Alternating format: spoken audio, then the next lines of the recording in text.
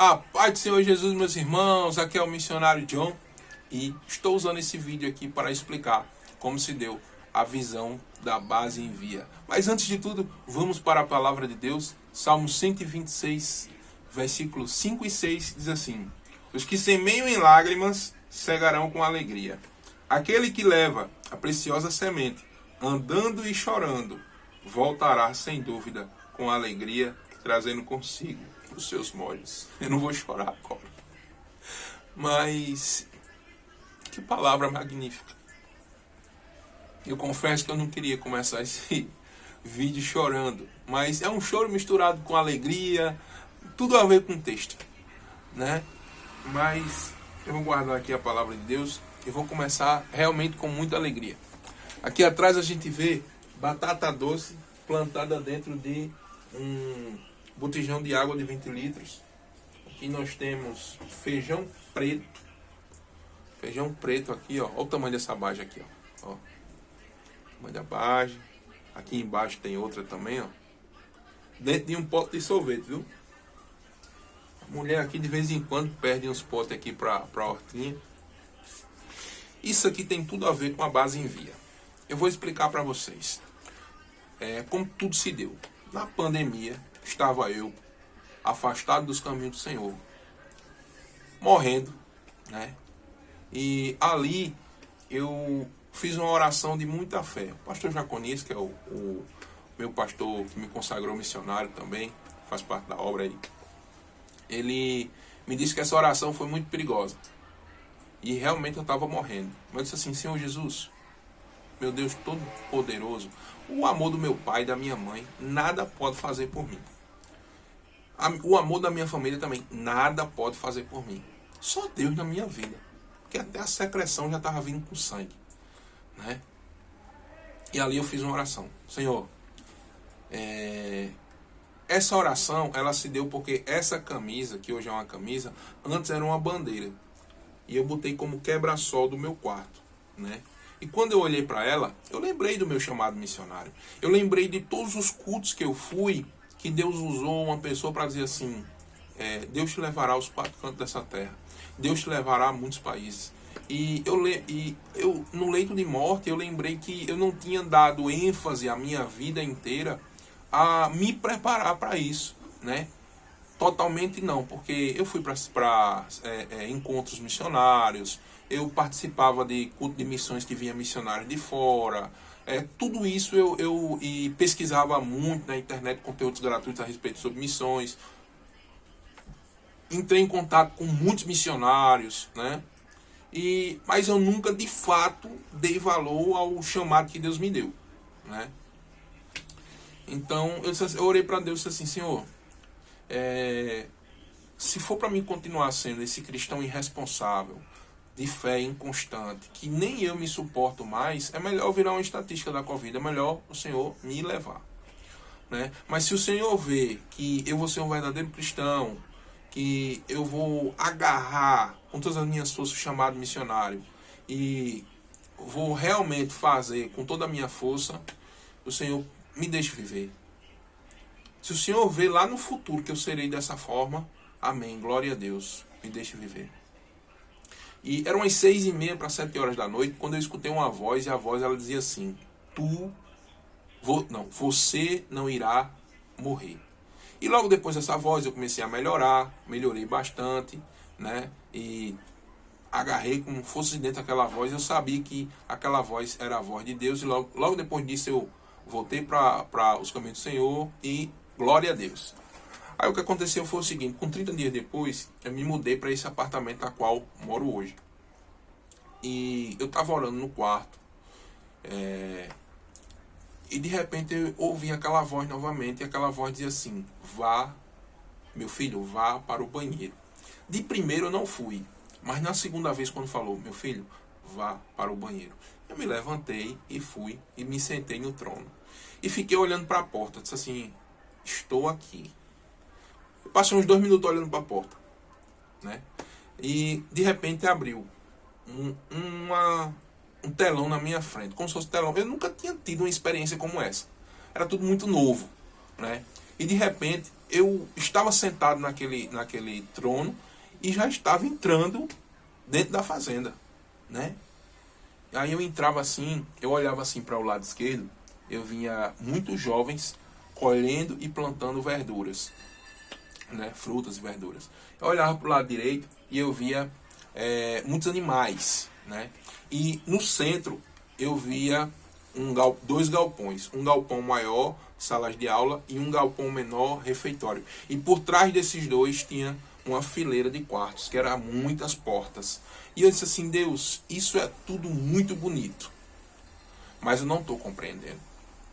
E aquela voz novamente veio e disse assim, através deste lugar, muitos missionários serão formados para o meu reino. E eu disse assim, Senhor, eu não tenho capacidade para isso. Senhor, eu sempre fugi de pressão, de trabalho que pressionasse o meu psicológico, minha mente. Aí depois eu pensei assim, eu vou fugir de tudo, mas eu vou fugir até das coisas de Deus. Eu disse, não, Senhor, eu não sei nada disso, mas eu peço ao Senhor que o Senhor me ensine. Eu estava falando com o próprio Deus, com o Criador do Universo, então eu podia pedir a Ele para me ensinar. Então foi isso que eu disse, eu passei a minha vida toda orando por sabedoria, né? Aí quer dizer que no momento desse eu não ia usar? Usei, disse assim, Senhor, me ensina, né? Com essas palavras. Então, quando terminou aquela visão, minha esposa estava deitada no quarto, eu fui lá, acordei, disse, amor, Deus falou isso comigo. Ela foi bem engraçado, que ela olhou para mim assim e disse assim, onde você vai arrumar dinheiro para poder fazer isso? Né? Aí eu disse, esse Deus maravilhoso vai me dar estratégia para alcançar, né? Então, meus irmãos, nessa visão, um detalhe bem importante a ser frisado é que eu perguntei também para Deus o porquê aqueles animais e aquelas frutas e verduras. E Deus disse, para subsistir o local. Porque eu entendi que lá o local não vai ser algo comercial. Por que eu digo algo comercial? Porque quando eu tentei me preparar para missões, eu fui em algumas escolas missionárias, né? Naquele tempo eu não tinha o discernimento que eu tenho hoje. Então, quando eu ia naqueles lugares, que eu perguntava quanto é para começar a se preparar para missões, 800. Aí eu ia outro lugar, 1.200. Outro lugar, 2.000. Ia para outro lugar, 9.000, né? E eu voltava muito triste, porque eu dizia assim, meu Deus, quer dizer que são pessoas que têm muita condição que podem se preparar como missionário? Aí o tempo passou, né? E eu comecei a meditar, disse assim, estou entendendo tudo, Deus. Esse lugar é justamente para... Imagine você, de uma igreja pequena, que não tem tantos membros, aí você não tem esse entendimento como eu tenho hoje, chega num lugar desse, com muita vontade de se formar um missionário, chega lá, é 1.000, 2.000, 3.000 reais para se formar, né, como missionário. Aí ele olha para a família dele. Aí você pode muito dizer, porque ele não olha para Deus, não. Ele olha para a família dele, para a realidade da família dele, para a realidade da igreja dele. A igreja muitas vezes não tem visão missionária como ele tem. Então, aquele missionário, aquele vocacionado, ele simplesmente deixa o tempo passar e não dá atenção para o propósito de vida dele, que é missões, né? Então, isso aconteceu comigo. Mas, no decorrer da descoberta, no decorrer de tudo, eu vi que essas escolas também tinham muitos custos absurdos, né? Que para se manter realmente precisava daqueles 2.000, daqueles 1.000. Então, a nossa base missionária, ela também terá altos custos. Porém, as frutas, verduras, ovos, peixes e vários e demais produtos que estão nas nossas mesas diariamente, nós iremos produzir nesse lugar e para suprir as necessidades financeiras do lugar. Amém? Depois de tudo isso, aquela visão se foi, como eu disse, eu falei à minha esposa, e com 30 dias depois, eu fui convidado para evangelizar pelo meu antigo líder, chamado Monteval. E ele disse, vai ser em tal lugar. E eu fiquei sabendo que nesse lugar estaria o pastor Jaconias Nunes, né? Um pastor transcultural, foi para a África, Peru, tem grande conhecimento em missões. Ele foi o que me consagrou missionário, que me discipulou, né? E que me deixou preparado para essa nova missão em Lagoa do Félix, né? E quando eu contei ao pastor Jaconias sobre essa visão, ele disse assim: filho, eu te levarei num lugar, mas há 7 anos atrás Deus me deu uma visão muito parecida com essa. E, gente, ele me levou no lugar. Quando eu cheguei no lugar, era um sítio cheio de animais, mas não é o que você está pensando, não é ainda Base Envia. Quando eu cheguei lá, muitos animais, muita gente para evangelizar, muita gente para abraçar, e foi maravilhoso.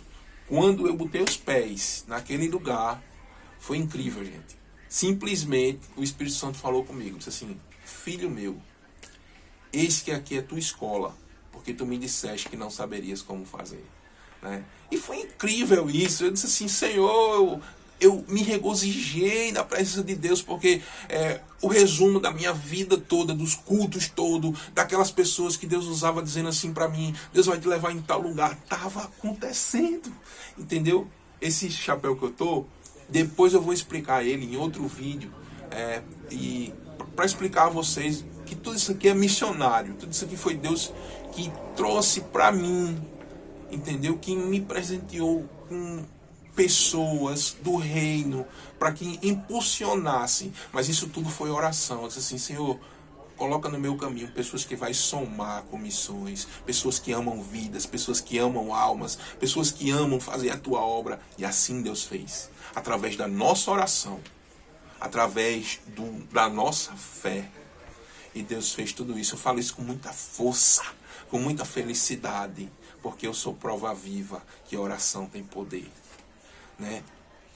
E eu comecei a trabalhar com pastor, e a gente abriu um local missionário, a gente trabalhou nesse lugar, uma bênção, né? De repente o pastor Jaconias começou a me contar sobre as obras missionárias. Só que eu esqueci de mencionar aqui que na visão Deus me mostrava um ônibus, mas Deus não me mostrava um motorista. Eu sou muito detalhista, eu vejo tudo. E eu perguntei ao pastor: pastor, Deus me mostrou tudo, menos o motorista do ônibus. Ele olhou para mim e disse assim: John, tu não sabia não, John? Eu disse: não, pastor. Sabia não, John? Eu disse: não, pastor. Ele disse: eu sou motorista aposentado da Transnacional, que é uma das maiores empresas de ônibus do nosso estado. Então, um detalhe que eu fiquei na minha mente pensando, até calculei como é que se pode falar, salário de motorista de ônibus, tal, né? E Deus me confirmou aquela visão através da vida do pastor Jaconias, né? Então, depois disso a gente começou a trabalhar. O pastor Jaconias me enviou para 2 viagens, né, para campos rurais. A primeira foi para Pilar, para contribuir, cooperar com a missionária Patrícia. A gente passou, eu e minha esposa e meu filho, a gente foi para lá passar uma semana, tomar água salgada, aprender a dar valor à água doce que a gente tem aqui, né? E eu orei lá na plantação, mas não senti nada. E o pastor tinha falado de uma obra que ficava em Lagoa do Félix, em Sapé, e que era uma obra maravilhosa. Quem estava lá responsável era 2 pastores muito competentes e o pessoal lá, né? O pastor Ronaldo e a missionária Josete, e que eles iriam somar muito com o meu chamado. Então eu fui para esse lugar a primeira vez e, gente, foi incrível.